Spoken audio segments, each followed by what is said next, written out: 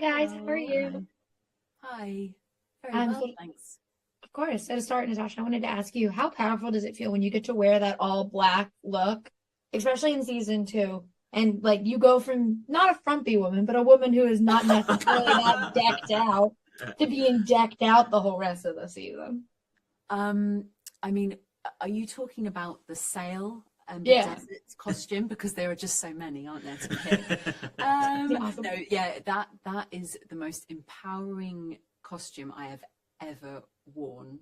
Um, it's the way that Sharon has fitted or designed these things, these costumes, well, for Lanfear is like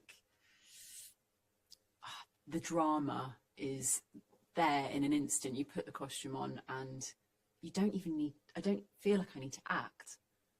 It just But then you is. do a lot of acting in them too. She has one. She has one as well in season three. I feel like that is like the big. You have another headdress moment that is I quite literally, impactful. oh my goodness, yeah. A headdress Yeah, does things, and Sharon Gillan, the Sharon costume, Gillan. she knows Yeah, this. Yeah, but it's fiercely empowering. Does the Well, talking.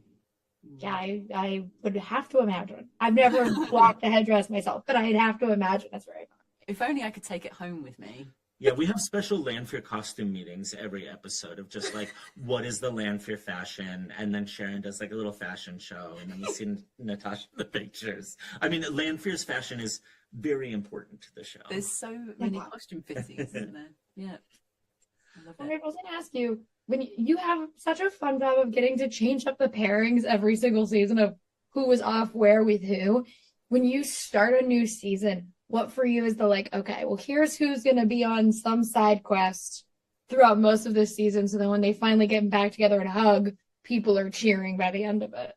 Yeah, for us, it's one of the most important pieces of the process. Like we spend a lot of days on that right at the beginning of the writer's room is, first we look at how they're split up in the books, Mhm. and then we want to stick to that as much as we can, but then sometimes there will be like suggestions of like, what if this character was in this place instead? This season, most of the characters are where they were in the books, but we moved Matt to a different place.